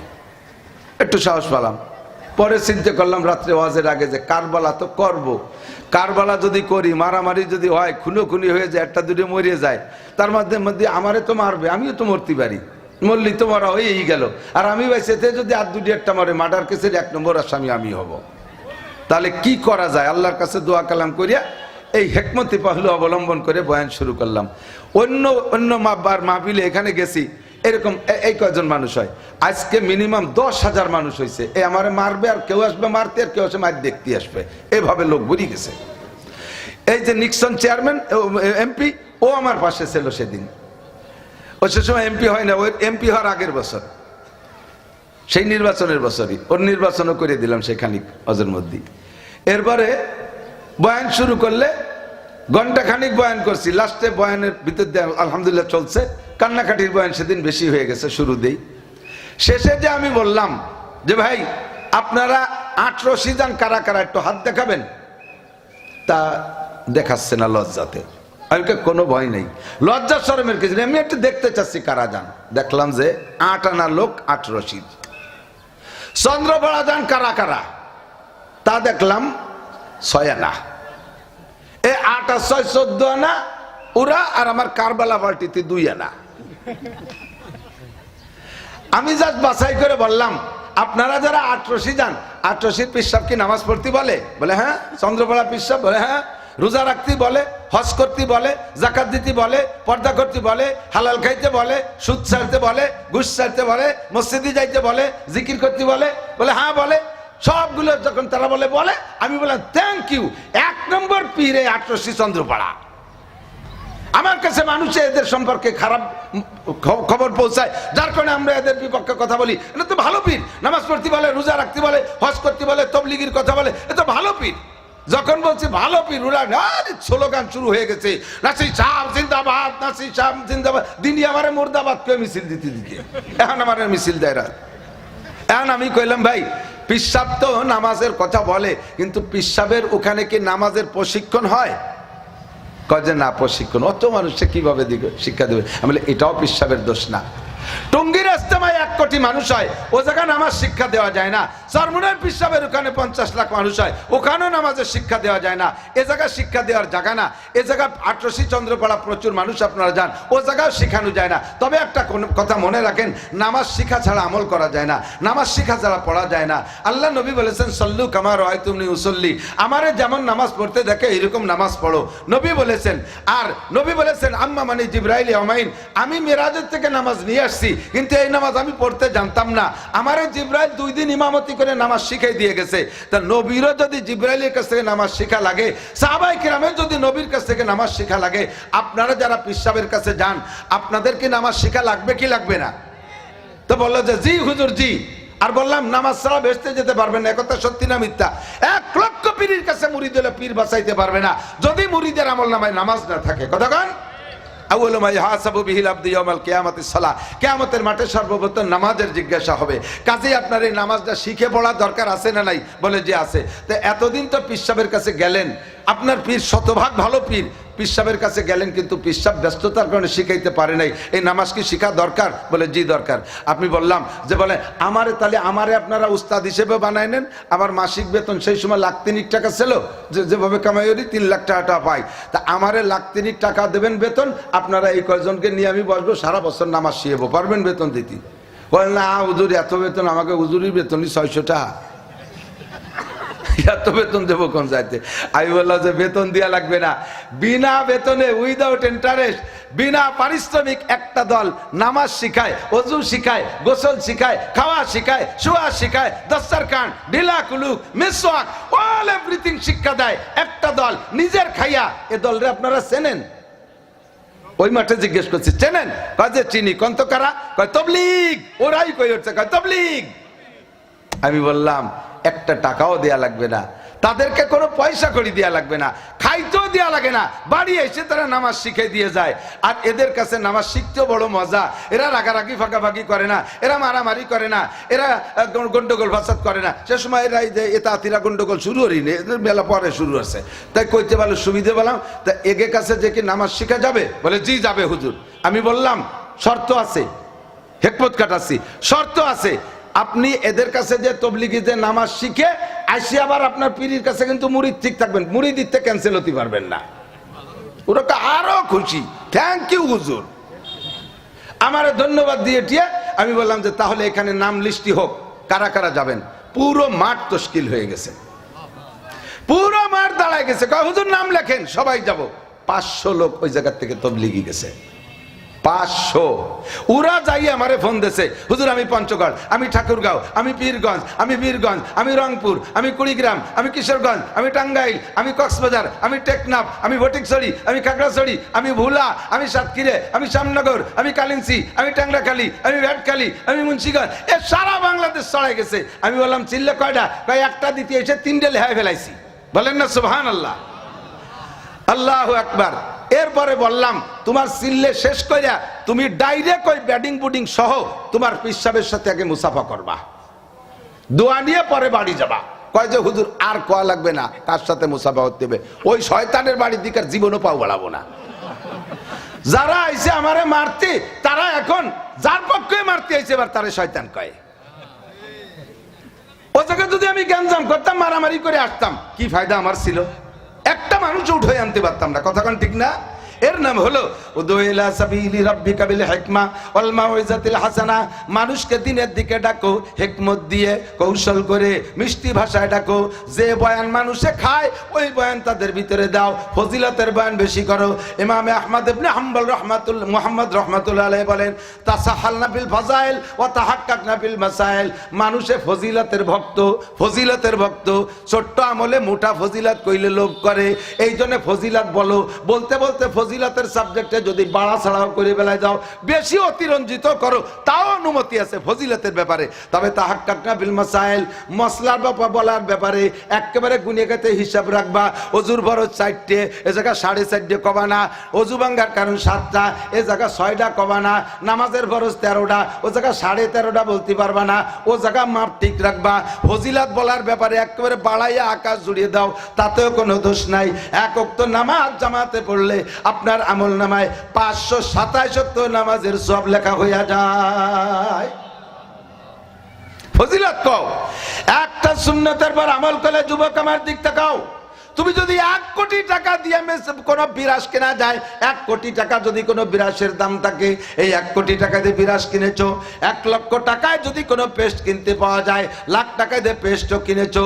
কোটি টাকার বিরাস আর বিরাস আর লাখ টাকার পেস্ট দিয়া সারা দিন রাত ভরে দাঁত মাজলেও তুমি আজ করলে কিও পাবা না।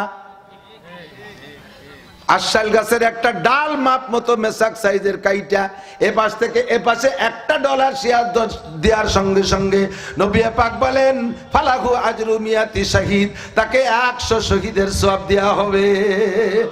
উদু ইলা সাবিলি রাব্বিকা বিল হিকমা ওয়াল মাউইজাতিল হাসানা। মজার মজার রস করো, কৌশল করে মানুষকে ডাকো।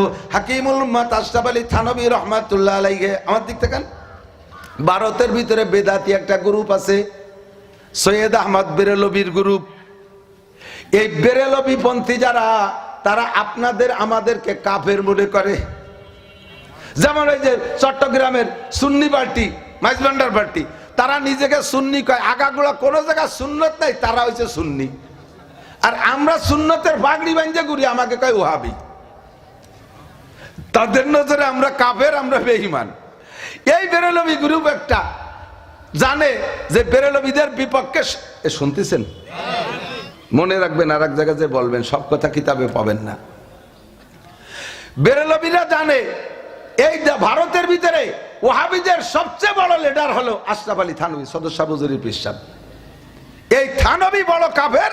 এই থানভীর কারণে দেশে আগুন জ্বলতেছে, আমাকে বেরেলভিকে সর্বনাশ হয়ে যাচ্ছে, ওরে যেখানে পাবো সেখানে হত্যা করে দেব। এভাবে থানভীরে কাফের জানে। থানভীও চেনে বেরেলভিদেরকে, কিন্তু উনার কয়েকজন সাগরেদ 4-5 জন নিয়ে উনি বিকেল বেলা হাঁটতে হাঁটতে বিকেলের গুরলির ভিতর দিয়ে ভুল করে বেরেলভি এলাকায় ঢুকে পড়ছে। তো বেরেলভি এলাকায় যে মসজিদের মাগরিব এক মসজিদ, যখনই মসজিদের কাছে গেছে মাগরিবের আজান দিছে, এখন হুজুর বলতে চলো যায় নামাজ পড়ি। সাগরেদ একজন বলতেছে, হুজুর এ মসজিদ তো বেরেলভিকে মসজিদ, এক তো আমাদের যান জীবনের ঝুঁকি, 2 নম্বরে ইমাম সাহেব তো বেরেলভি আকিদার, ওর পিছনে তো নামাজ হবে না, কি করা যায়? তো হুজুর বললেন, বেটা সত্যি তো দ্বিমুখী টানে পড়ে গেলাম, যদি এই জায়গায় নামাজ পড়ি তো নামাজ হবে না, এক, আর যদি না পড়ে চলে যাই ওরা বলবে যে দেখো মৌলবীরা আজান শুনে মসজিদে চলে যায়, দুই দিকে সমস্যা না? তো দ্বিমুখী উভয় সংকটের ভিতরে কি করা যায়? কারণ নামাজ পড়ি, ওর পিছনে নামাজই পড়ি, তবে পরে আবার সালাম ফিরের পরে আবার যার যার নামাজ পড়িয়ে নেব, কিন্তু ওই বদনামের চাইতে এটা একটু কম সমস্যা। এখন নামাজ পড়বে বিদায় ওযু বানানোর জন্য প্রস্তুতি নিচ্ছে, কি দেখি ওই জায়গার বেরেলভিরা চিনে ফেলাইছে, এই যে সেই থানভী, আর যাবা কোথায়, দুদু ধরা পড়ে গেছে। এখন ওই জায়গায় স্লোগান শুরু, হ্যাঁ আশরাফ আলী থানভী তুমি সেই কাফের, তুমি আমাকে বেরেলভি মসজিদে নামাজ পড়তে ঢুকতে পারবে না, কাফের মসজিদে ঢুকা হারাম, ধুমসা স্লোগান শুরু হয়ে গেছে। এখন থানভী কয় যে বাবা কি করি, এ জায়গা যদি যুদ্ধ করি যে আমি কাফের না তোরা কাফের, এই নিয়ে লড়াই লাগলি, ওরা 30 জন আমরা 5 জন, মায়ের খেয়ে তো শুয়ে যাব, তাহলে কি করা যায়? উনি হেকমত খাটাইলেন, কয় বাবা ঠিকই কইছো, আমরা কাফের তোমরা মুসলমান, আমি তো ঘুরতেছি তো মুসলমান হওয়ার জন্য, ভালো মুসলমান পালি তাকে কাছে কলেমা পড়িয়ে মুসলমান হবো, তা কাফের মুসলমান হলে কি তোমরা মুসলমান বানাও? বলে হ্যাঁ আমরা তো মুসলমান বানাই, তো তাহলে আমাকে আগে মুসলমান বানাও, পরে নামাজ মসজিদে ঢুকি, এরপরে নামাজ কালাম পড়িয়ে শেষে যাওয়ালি। ওরা খুশিতি বাগ বাগ, এই ভারতবর্ষের সবচেয়ে বড় কাফের আজকে মুসলমান হবে। ইমাম সাহেবরা ডাই নিয়েছে, ইমাম সাহেব আশরাফ আলী কাফের রে মুসলমান বানাও, কলেমা পড়াও। তো থানভী কেমন যেন জীবনেও কলেমা জানে না, এইভাবে একজন নতুন হিন্দুরে কলেমা পড়াতে দেন, একটু কাটি কাটি পড়াতে ওইভাবে পড়াচ্ছে, পড়ো লা লা ইলাহা ইলাহা ইল্লাল্লাহু ইল্লাল্লাহু, একটু টুরি পড়াচ্ছে, থানভীরে কলেমা পড়াচ্ছে। কলেমা পড়ায় যখন মুসলমান বানাই দিচ্ছে, এখন কি আমি মুসলমান? বলে হ্যাঁ এখন তুমি মুসলমান, মসজিদে যেতে পারি, পারো, মসজিদে ঢুকছে। ইমাম সাহেব তো জানে, যদিও এদের তাড়ে বড়িয়ে থানভীরে কলেমা পড়ালাম, কিন্তু থানভী যে কি মাল এ তো ইমাম সাহেব জানে, শত শত বই পুস্তক তার মার্কেটে, আর লক্ষ লক্ষ উলামায়ে কিরাম তার মুরিদার ছাত্র। এখন ইমাম সাহেব থানভীর উপস্থিতিতে মসজিদে মেহরাবে যাইতে সাহস পাচ্ছে না। থানভীর কয় হুজুর নামাজটা আপনি পড়ান, বলেন না সুবহানাল্লাহ।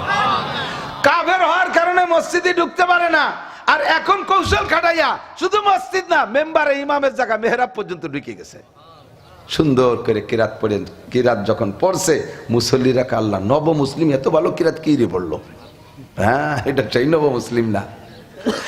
নামাজের পরে হুজুর সালাম ফিরে বলছে, আমিও মুসলমান আপনারাও মুসলমান, আগে তো কাফের ছিলাম এখন মুসলমান হলাম, তা আপনারা আমরা একই দলের লোক, তা নামাজের পরে যদি 2-5 মিনিট একটু আমি বসতে বলি একটু বসবেন? 5 মিনিট না, ঈশা পর্যন্ত আপনি বয়ান করেন, নিজেকে লোক যখন, নিজেকে লোক এবার বয়ান। মাগরিবের সুন্নতের পরে বসছে 5 মিনিটের জন্য, ঈশা পর্যন্ত এমন বয়ান, পুরো 30 জন ইমাম সহ পাগলের মতো কান্তি কান্তি এসে থানভীর পায়ে ধরে মাফ চাইয়ে তওবা করে এবার থানভীর কাছে বায়াত হয়ে গেছে। উদু ইলা সাবিলি রাব্বিকা বিল হিকমাতি ওয়াল মাউইজাতিল হাসানা, গাছে উঠার আগেই এক কান ফেলাই দিও না মৌলবীরা, হিকমত করো, কৌশল করো, মানুষকে কাছে রাখার চেষ্টা করো। তুবারায়ে ওয়াসল করদান আমাদি, তুবারায়ে ওয়াসল করদান আমাদি, নাই বরায়ে ফসলে করদান আমাদি। সাধারণ পাবলিকের মন আমার মতো মৌলবীর চাইতে অনেক সরল, মুসলমানের চাইতে হিন্দুদের মন আরো সরল। দেখেন তারা একটা গাছ পায়, মাছ পায়, বড় কিছু পাইলেই সেবা দেয়। মনটা অত্যন্ত দুর্বল।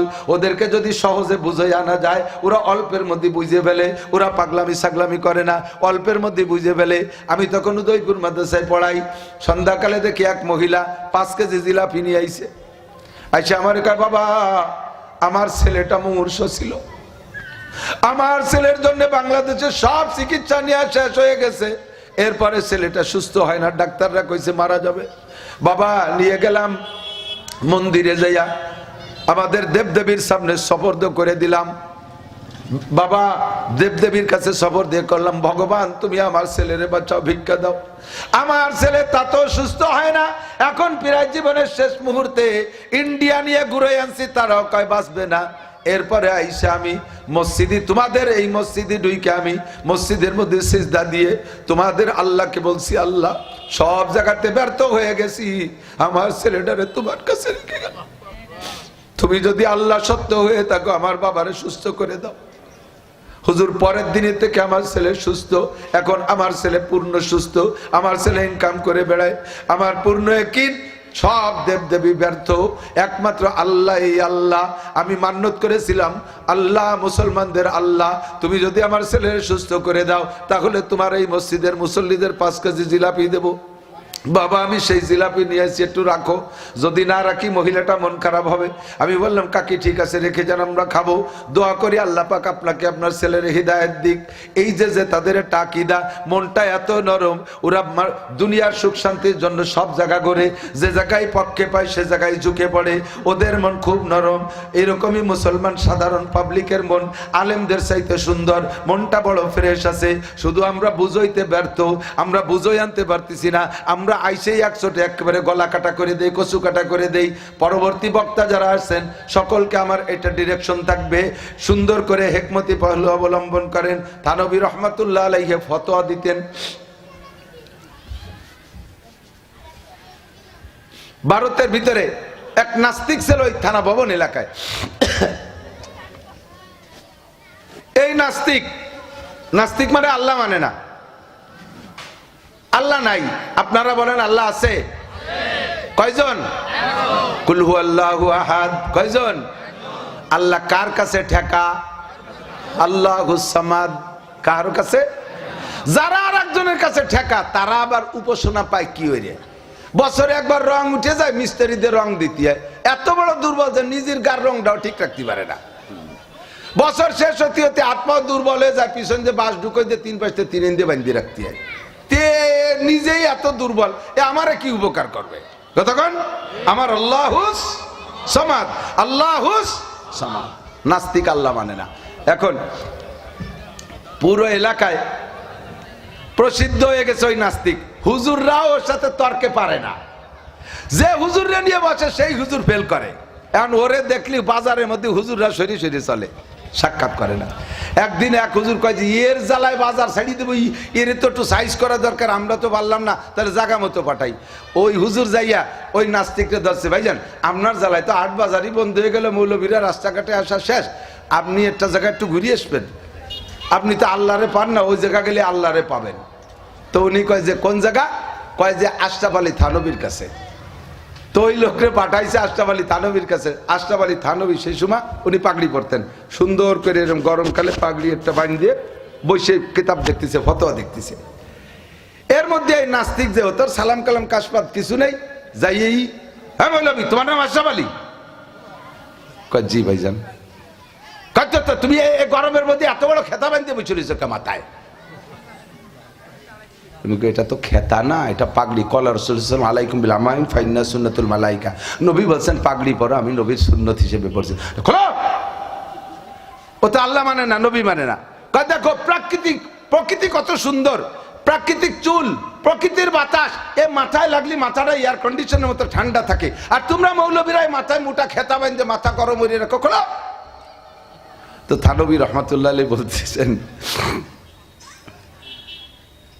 আমরা তো এই খেতাকুতো বানছি, আমার মাথা তো অত গরম না। আপনি যেভাবে আমার হিট করছেন তাতে আমার মাথা যদি এই খেতার কারণে গরম হয়ে যেত তাতে আপনার সাথে গন্ডগোল করতাম। প্রকৃতির বাতাস ঠান্ডা, আপনার মাথায় চুল প্রকৃতির দেওয়া, এতে বাতাস লাগে, এয়ার কন্ডিশন ঠান্ডা হয়ে যায়। তা আপনি যে আইসেই আপনার এয়ার কন্ডিশন গরম হয়ে গেছে। আমরা গরম না, আপনি গরম। কি জন্য আসছেন তাই বলেন। কয় না আগে তুমি বলো যে এই মাথায় এই কাপড় বাঁধছো কে? থানবী বলতেছে যে এটা তো পাগড়ি, তো বানসিকা, এর জন্য আপনার তো এত দূর আসার কথা না। ওই লোক থানবী এবার ওনারে চেনে, এবং ওই লোকের স্ত্রী থানবীর কাছে গোপনে মুরিদ, থানবীর বই পড়ে। তখন ও পরিচয় নিয়ে বুঝিয়ে ফেলাইছে। তখন থানবী বলতেছে, থানবী বুঝে বেলায়, থানবী বলতেছেন যে এই মাথায় যে পাগড়ি বানছি কেন, এ আমার কোয়া লাগবে না, এ আপনার বোর কাছে শুনলেই পাবেন, আপনার বউই বলে দিতে পারবে। এই গরম হয়ে গেছে। হ্যাঁ মৌলবী, হ্যাঁ মৌলবী, তুমি আমার বউ রেছেন কে রে? তুমি কোন ভাগে আমার বউর সাথে লাইন করছো? এই তো মৌলবী তুমি। তা থানবী করছে, দেখছো তোমার এয়ার কন্ডিশন গরম হয়ে গেছে। আমি এই জায়গায় বসিয়া সারা ভারতবর্ষের ফতোয়া দেই, যত ফতোয়া আমি দেই তার ভিতরে 90% ফতোয়া হলো তালাকের ফতোয়া, তালাকের ফতোয়া। আর তালাক দেয় মানুষ মাথা ঠান্ডা না গরম? মাথা গরম অবস্থা, ঠান্ডা অবস্থায় তালাক দেয়, মাথা গরম হলেই তালাক দেয়। আর এই খাতা দিয়ে হয় যে লিস্টি আছে, যত তালাক 90% ফতোয়া আমি তালাকের ফতোয়া দেই, তার ভিতরে 90 ভাগ তালাক হলো, 99 ভাগ তালাক হলো তোমার মতো এয়ার কন্ডিশন ওয়ালারা গরম হয়ে বউ তালাক দাও। তাই আমার এক মৌলবীর বউ তালাকের ফতোয়া আমার খাতায় লেখা নাই। আমার মৌলবীরা বউ তালাক দেয় না, তাকে মাথা গরম হয় না। তোর মাথা গরম হয় তাই তুই এই যে বউ তালাক দিস, আর সেই হতো আমার দেয়া লাগে। আর তুই আমার এই খেতাবান্দার কারণে মাথা গরম কইতেছিস। তোর বউর কাছে যে শুনবে, তুমি আমার বউ রে চেনো কি রে? কয় সে চিনি কিভাবে, তুই যা আগে শুনি আয়। ওই জায়গাতে রাগ হয়ে গেছে, ফত ফত করতে করতে বউরে তো আজকে দেবে কায়দা মতো দিয়ে। বাড়ি যাই আঞ্চলিক বাংলা মোটা মোটা বোমা কয়েন মারি দিয়ে অমকের মাই অমক, তোর এই হরবো ওই হরবো সেই হরবো, তোর মার গোষ্ঠী শুদ্ধ ইত্যাদি কয়েটে। এই তুই থানবীর সাথে প্রেম করছিস কবে? উনি বুঝে ফেলাইছে বউ, তুমি সারা দেশের হুজুরকে ফাঁসায় দাগ লাগাই শেষমে সুমি জাগা মতোই চলে গেছো। হয় তোমার কপাল আজ জম্মের পোড়া পড়বে, নালি জম্মের জোড়া জড়বে। কি হয়েছে ক? আরে তুই থানবীর সাথে পীড়িত করলি কবে তাই ক। কি হয়েছে কি কয় না? সে কইছে যে তুই বলে পাগড়ির এই যে মাথায় যে কাপড় বাঁধে ওরে পাগড়ি কয়, বলে পাগড়ির ফজিলত বলে তুই জানিস, তার সাথে সম্পর্ক না থাকলে তোর কাছে পাঠালো কি রে? কয় যে বসো, মাথা ঠান্ডা হলো, খাও, পরে করছি। তো ওই দিন আবার বাড়ি খাবারের অ্যারেঞ্জ ভালো, স্বামীরে ঠান্ডা টুন্ডা হয়ে খাইতে দিয়েছে, খাইয়ে দিয়ে বসে। শেষে বলতেছি যে টেবিলে খাবার দিয়ে সব খাবারগুলো সুন্দর করে জালি দিয়ে ডাকছে, সব খাবার জালি দিয়ে ডাকছে, শুধু সিলুমসি ডালের জালি দিয়ে ডাকে নাই। সিলুমসি আছে না একটা সিলুমসি, এখন একটা একটা করে উজলো। আর উনি কয় জালি দিয়ে ডাকে, ওর উপর আবার একখান কাপড় দিয়েছে, একখান দিয়ে কাপড় খান সরাইয়ে হেটারটারে উজলে কয় বলো তো এটার মধ্যে কি? কয় ঘি। এরে জালি দিয়ে ডাকলাম কেন? কয় মাছি পড়ার ভয়তে। এটার মধ্যে কি? পায়েস। এরে জালি দিয়ে ডাকলাম কেন? মাছি পড়ার ভয়তে। এটার মধ্যে কি? এটার মধ্যে কাঁঠাল। এরে জালি দিয়ে ডাকলাম কেন? মাছি পড়ার ভয়ে। খাবার সব মাছি পড়ার ভয়ে। কয় খালি জালি দিয়ে ডাকলি তো উপরে আর একখান কাপড় দিলাম কে? কয় যাতে কোনো ভাগ দিয়ে ঢুকতে না পারে। কয় সিলুমসি ডারে ডাকলাম না কে জালি দিয়ে? কয় যে সিলুমসি মানুষই ডাকেনি, হতো তো রাত্রি দাদি পেশাব করে, দিনের বেলা মানুষ স্যাপকাশ থুক মুখ ফেলায়, ওই জালি দিয়ে ডাকে নাকি? কয় যে এবার শোনো, কয় মুসলমানের মাথা, আলেমদের মাথা, হাফেজদের মাথা, বিরিয়ানির মাথা, পিসাবের মাথা, উলামায়ে কিরামের মাথা, ঘির মাথা, ঘি ভরা প্লেট, ঘি ভরা ডিশ, আরে মাখন ভরা ডিশ, কাঁঠাল ভরা ডিশ, আম ভরা ডিশ, বিরিয়ানি ভরা ডিশ, ওর পর মাছি ভরতে পারে, এই জন্য একটা জালি দেয়, তার নাম টুপি। ওর উপরে আর একখান কাপড় দিয়ে ডাকে যাতে মাছি কোনো ভাগ দিয়ে ঢুকতে না পারে, তার নাম পাগড়ি। আর তোর মতো নাস্তিকের মাথা দাদির সিলুমসি, রাত বাইরে শয়তানের মতে দিন ভরে বেটারা থুক্কা ফেলাওয়া জালি দিয়ে ঢা লাগে না।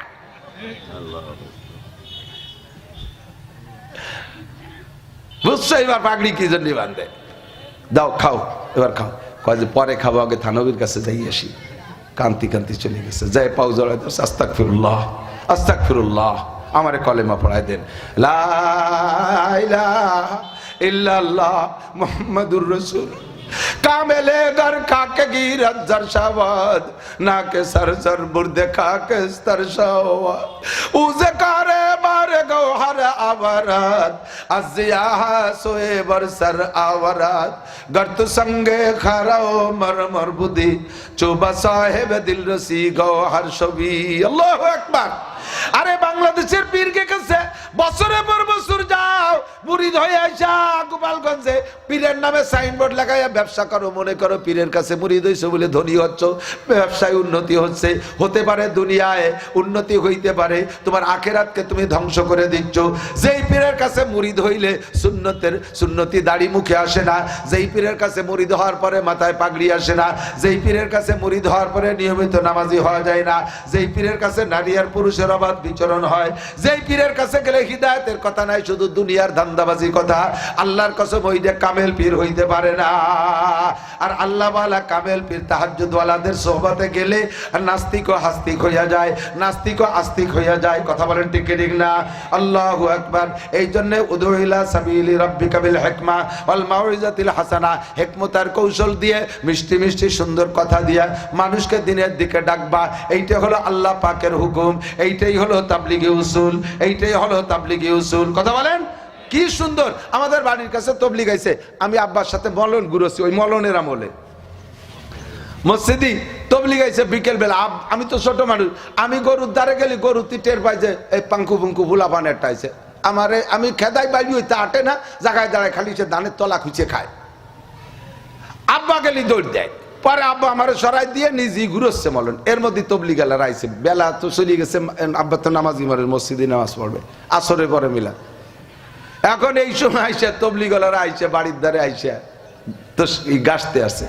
আইসে যদি আমার আব্বারে কয় মিয়া মসজিদে তবলিগ আইছে আল্লাহর দ্বীনের কাজ মসজিদে আর আপনি এনে মলন ঘুরোচ্ছেন আল্লাহ আপনার জাহান্নামের মধ্যে ঘুরবে এই কলি আমার আব্বা তো মিজাজি বাঘ মিজাজি মানুষ হলো কেড়াইলতে দাবড় দেবে না বেটা মলন নাই বলে চলে আইছে না পরের বাতে বাগুন দিয়ে খাতিয়েছ তো তুই গুরু মলন আমি যাচ্ছি তবলিগি এই কলি শেষে তো মুশকিল না তবলিগালাদের সিস্টেম কি আইসে দিয়ে যে দাঁড়াইছে আইসে দাঁড়াইয়া একজন আইসে আমার আব্বারে সালাম দিয়ে বলতেছে কাকা লাঠিটা আমার কাছে দেন আমি একটু মলনটা ঘুরোই দিই লাঠিটা আমার কাছে দেন আমি একটু মলনটা ঘুরোই দিই আব্বা দেখলো যে ও যদি ঘুরাইতে চায় তাহলে তো একটু কিছুক্ষণ আরাম পাচ্ছি তারপর না না না না আপনি তবলিগীর লোক কয় না কাকা ওই যে মুরব্বীরা আসছে ওনাদের সাথে দুটো কথা শোনেন এই টাইমটা আমি ঘুরোই তখন উনি হাতেতে লাঠি নিয়ে মলন ঘুরেছে আব্বার ওই জায়গা পাঠাই দিয়েছে আব্বার সাথে আব্বা ওনাদের সাথে কথা বলতেছে উনরা কথা বলতেছে আব্বা আড়ে আড়ে দেয় যে আবার লাঠি থুয়ে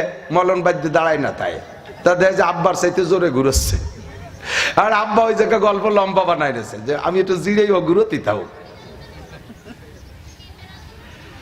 তো ঘুরানোর পরে বলছে কাকা তাহলে কি একটু মাগরিবের নামাজ মসজিদি বলে হ্যাঁ আমি তো পড়ি তা মলনটা আগে একটু শেষ করে যদি সময় দিতে পারেন ভালো হবে আব্বা সেভাবে রাজি হয়ে গেল বাঘ মেজাজি মানুষ আমার আব্বার সামনে দিয়ে সাধারণ পুরুষরা এটি জাতি গেলেও অনেকের কেঁপে যত কলজিয়া খুব বাঘ মেজাজি মানুষ ছিল সুন্দর করে আব্বারে মুরিদ করে ফেলাইছে আর আইসে যদি মসজিদি তবলিগ জামাত আইছে আর তুমি এই সময় মলন করেছ আল্লাহ তোমার জাহান্নামে ফেলাবে তাহলে বাড়োই চুলি ফেলাই দেবে না বাড়োই আয় তাবলিগ দিচ্ছি তোর যেহান দিয়ে যাওয়ার দরকার সেই দিয়ে দেবো এটা হলো তবলিগি হিকমত তবলিগি কৌশল এই কৌশল করে লক্ষ লক্ষ আমি কয়েকদিন আগে একটা নিউজ পড়ছি ভারতের একজন হিন্দু ভদ্রলোক একজন পণ্ডিত হিন্দু উনি একটা জরিপ করে উনি একটা গবেষণা জানাইছে যে 2015 সালের থেকে নিয়ে 22 সাল পর্যন্ত এই 7 বছরে 15 সাল থেকে 22 সাল পর্যন্ত 7 বছরে পৃথিবীতে 30 লক্ষ মুসলমান হয়েছে একটি টাকাও খরচ করা লাগে নাই তাদের পিছনে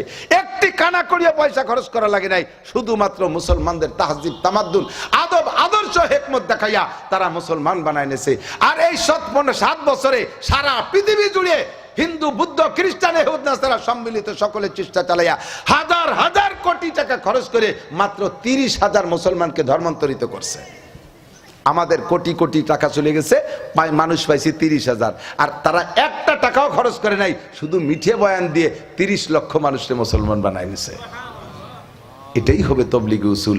আর সেই কামের এই গতিটা দেখে ইসরায়েলের নেতানিয়াহু বাংলাদেশের কয় কাঠুরে পয়সা খাওয়াইয়া, এই মোসাদ পাঠাইয়া কয় কাঠুরে পয়সা খাওয়াইয়া এই তবলিগির কাজে বাধা দেওয়ার জন্য টঙ্গীর ময়দানে যাইয়া, কাকরাইল যাইয়া, বিভিন্ন মসজিদে আমার গোপালগঞ্জের ভিতরে বসে।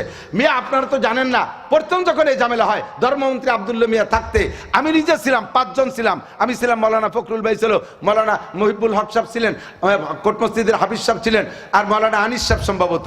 আমাদের 5 জন, আর ওই দলের থেকে 5 জন। আব্দুল্লাহ মিয়া ডাকছিলেন ডিসি অফিসে, তৎকালীন ডিসি সাহেব ছিলেন, এসপি সাহেব ছিলেন, তারপরে আরো বড় বড় অফিসাররা ছিলেন, টিওনো সাহেব ছিলেন।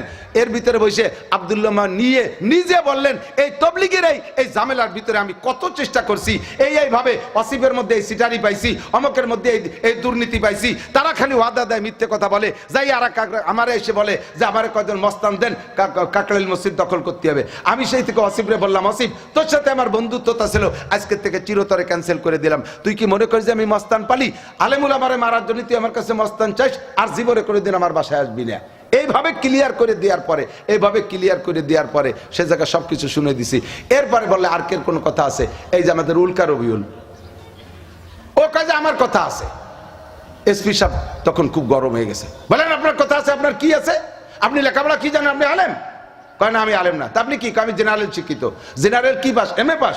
খুদার কসম যদি আমি চুল পরিমাণ মিথ্যে কথা বলে থাকি, পাশে দাঁড়াই আমি ক্লিয়ার বলে দিয়ে গেলাম আমি ছিলাম সেখানে, শোনা কথা না, আমার সামনের ঘটনা। কয় আমি জেনারেল শিক্ষিত। MA pass? কয় না। BA pass? না। IA pass? না। Matric pass? কয় যে না, তাও পরীক্ষা দেয়নি। উনি জেনারেল শিক্ষিত। তখন এসপি সাহেব দেশে ধমক, ডিসি সাহেব দেশে ধমক, বেটা বাগা বাগা দেশ বরণ্য উলামায়ে কিরাম মন্ত্রী মহোদয় জিকারে বিষয়টা আজাদ করে দিয়েছে, আর তুই সে জায়গা ফিরে দাঁড়ায় কথা বলিস তুই জেনারেল শিক্ষিত। জেনারেলের কি তোর কি সার্টিফিকেট আছে? এরপরও ছাড়ে না। শতকরা 99 জন আলেম একদিক, শতকরা 99 জন আলেম একদিক, আর একজন পাঙ্কু পুঙ্কু কাঠমৌলবী সাইজের সেগুলো নিয়ে তারাও কয় আমাদের সাথে আলেম আছে, আপনারা কি বলবেন? আমাদের পিছনে ইমাম আছে, এই কলি নামাজ হবে? ইমাম কোন জায়গা থাকবে? বলবেন আমরা ইমামের পিছে আছি, আমরা ইমামের। উন্ডা বলে আমাদের পিছে ইমাম আছে, আমাদের পিছনে হুজুর আছে। আর আপনারা বলেন আমরা হুজুরদের পিছনে আছি। বলেন আপনারা কার পিছনে? আপনারা কার পিছনে? ভালো করে ঠান্ডা মাথায় বসবেন, কোরআন হাদিস পড়ি বুঝি। হাটাজারি, পটিয়া, বাবুনগর, জিরি, নাজিরহাট, লালবাগ, ফরিদাবাদ, মালিবাগ, গহরডাঙ্গা, যাত্রাবাড়ি, সারা বাংলাদেশের সমস্ত উলামায়ে কিরাম, ভারত পাকিস্তানের সমস্ত উলামায়ে কিরাম এই ব্যাপারে সাত চাপের বিপক্ষে। এখন আপনার বুদ্ধিতে কতখানি বুঝচ্ছে আর কি কুলোচ্ছে আপনার আমি জানি না আপনি কোন বুদ্ধিতে আছেন। যদি আপনি ওই বুদ্ধিতে থাকেন ফিরে আসেন। যেই তবলিগে মারামারি করে রাতের অন্ধকারে মানুষকে যে হত্যা করে ফেলে, খোদার কসম ওইটা তবলিগের কাজ হইতে পারে? জোরে বলেন পারে? তাদের আমির সাহেব মুসা আলাইহিস সালামের ভোট দলে, তাদের আমির সাহেব সাদ সাহেবের বক্তব্য আমি সরাসরি তার উর্দু বক্তব্য শুনছি, আমি তো উর্দু বুঝি, সরাসরি তার বক্তব্য শুনছি। সে বলে হেদায়েতের জিম্মাদারি আল্লাহর হাতে না, হেদায়েত আল্লাহর হাতে না, হেদায়েত রসুলের হাতে, তবলিগওয়ালাদের হাতে। তাহলে কি আর লাইনচ্যুত হইতে, গুমরা হইতে আর কিছু লাগে? কথা বলেন, আর কিছু লাগে? আল্লাহ তাআলা আমাদের সকলকে সহি বুঝ দান করে, বলেন আমিন।